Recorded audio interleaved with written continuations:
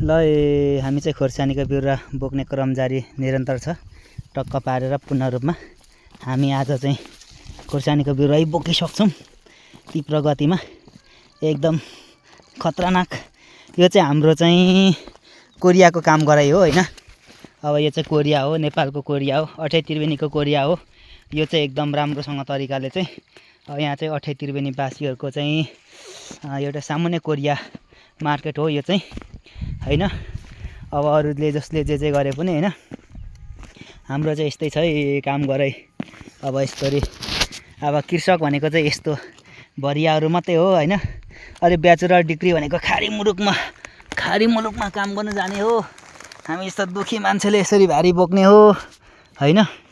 भारी बोकेर आमामा कति गाह्रो पर्यो नि। राम यी खोर्सानीको बिरुवा है, तपाईँले हेर्न सक्नुहुन्छ डोकोमा ट्याक्कै बोकेर ल्याइएको छ है।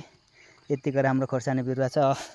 ल हेर्नुहोस्, मेरो चाहिँ यहाँ चाहिँ चेलीहरू पनि यहाँ चाहिँ मेरो चाहिँ उहाँहरूलाई चाहिँ यहाँ मेरो चाहिँ काममा आज स्वरोजगार उहाँलाई रोजगारी दिएको छु। उहाँहरूलाई ज्याला भनेको चाहिँ कति रुपियाँ हो भने दिनको 4 रुपियाँ मात्रै दिएको छु है। तपाईँहरू चाहिँ कति दिनुहुन्छ हैन। हाम्रो चाहिँ यहाँको आज ज्याला चाहिँ बिहान 10 बजीदेखि बेलुका 5 बजीसम्म चाहिँ हाम्रो चाहिँ काम चल्छ।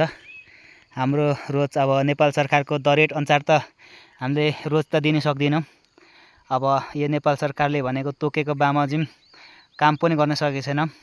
बालेन सरकारले सायद हामी जस्तो किसानहरूलाई चाहिँ सहयोग र साथ दिएन। सायद कृषक किसानहरूलाई काम गर्ने बिहानदेखि बेलुकासम्म श्रम काम गराउनु मध्यनजर गरायो भने सायद हामी पनि काहीँ कतै तपाईँको चाहिँ हाम्रो नेपाल भूमिबाटै 3 करोड नेपाली जनतालाई खाना पुर्याएर पनि अन्य चाहिँ तपाईँको 4 करोडलाई चाहिँ बेच्नु पाए हुन्थ्यो भन्ने पनि एउटा चाहिँ मनोकामना राख्न चाहन्छौँ।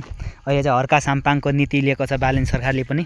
तपाईँको चाहिँ श्रम गर्नुपर्छ, प्रत्येक किसानले श्रम गर्नुपर्छ, प्रत्येक बुद्धिजीवी वर्गको मान्छेले काम गर्नुपर्छ र हावा कटमा गफ गरेर हैन, काम गरेर चाहिँ किसान दाजुभाइहरूले पनि एकदम जोस जाँगरसहित हामी जस्तो अब किसानहरूले गाउँपालिका नगरपालिका लगायतका साथीहरूले पनि हामी जस्तो सामान्य किसानहरूले पनि सहयोग गरोस् भन्न चाहन्छु। हिजो विगत वर्षमा चाहिँ तपाईँको चाहिँ मैले यो ज्ञानहरू चाहिँ ज्ञान केन्द्र मार्फतको ज्ञान केन्द्रबाट चाहिँ एकदम उहाँको कारणले सहयोग गरेको कारणले योसम्म यहाँसम्म पुग्न सकेँ।